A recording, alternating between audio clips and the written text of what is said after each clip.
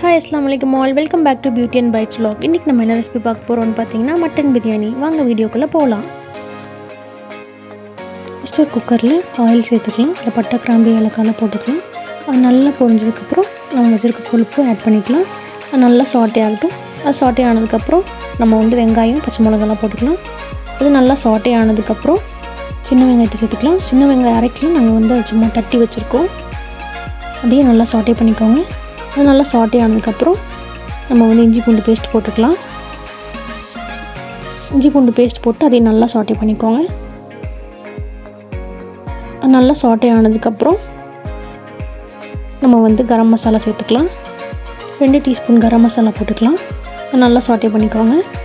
நல்லா சாட்டே ஆனதுக்கப்புறம் தேவையான அளவு சில்லி பவுடர் ஆட் பண்ணிக்கலாம். அதோட பச்சை வாசனை போகிற வரைக்கும் நம்ம நல்லா சாட்டே பண்ணிக்கலாம். நல்லா சாட்டே ஆனதுக்கப்புறம் நம்ம அறுத்து வச்சுருக்க தக்காளி ஆட் பண்ணிக்கலாம். தக்காளி நல்லா சாட்டே ஆகட்டும். தக்காளி நல்லா சாட்டே ஆகிடுச்சு. இப்போ நம்ம தேவையான அளவு உப்பு சேர்த்துக்கலாம். இப்போ நம்ம கழுவி வச்சுருக்க மட்டன் சேர்த்துக்கலாம். இப்போ நல்லா சாட்டே பண்ணிக்கலாம். நல்லா சாட்டே பண்ணிக்கோங்க. எண்ணெய் மேலே வர அளவுக்கு நல்லா சாட்டே பண்ணிக்கலாம். இப்போ பார்த்திங்கன்னா தெரியும், நல்லா எண்ணெய்லாம் மேலே வந்துருச்சு. இப்போ நம்ம மல்லி, புதினாலாம் ஆட் பண்ணிக்கலாம். அதை நல்லா வணக்கிக்கோங்க. பார்த்திங்கன்னா நல்லா வணங்கிடுச்சு. இப்போ நம்ம தண்ணி சேர்த்துக்கலாம். தண்ணி சேர்த்துட்டு குக்கரில் விசில் விட்டுக்கலாம். இப்போ நம்ம 4-5 விசில் விட்டாச்சு. நம்ம ஓப்பன் பண்ணி பார்க்கலாம் மட்டன் வெந்துருச்சான்ட்டு.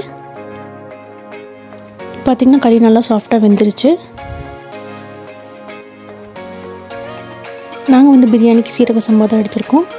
நீங்கள் வேணால் பாஸ்மதி யூஸ் பண்ணிக்கலாம். டம்ளர் தயிர் வச்சுக்கலாம். தண்ணி நல்லா கொதி வந்துச்சான்னு பார்க்கலாம்.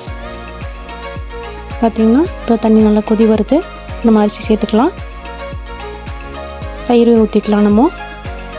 தயிர் ஊற்றிட்டு நம்ம இப்போ நெய் ஆட் பண்ணிக்கலாம். இப்போ நல்லா மிக்ஸ் பண்ணிட்டு டேஸ்ட் பண்ணி பாருங்கள். உப்பு பத்தலைன்னா நம்ம உப்பு சேர்த்துக்கலாம். பார்த்திங்கன்னா அரிசி நல்லா தெரியுது. இப்போ நம்ம தம்முக்கு வச்சிடலாம். இப்போ தம்முக்கு வச்சு கொஞ்சம் நேரம் ஆச்சு. இப்போ நம்ம ஓப்பன் பண்ணி பார்க்கலாம்.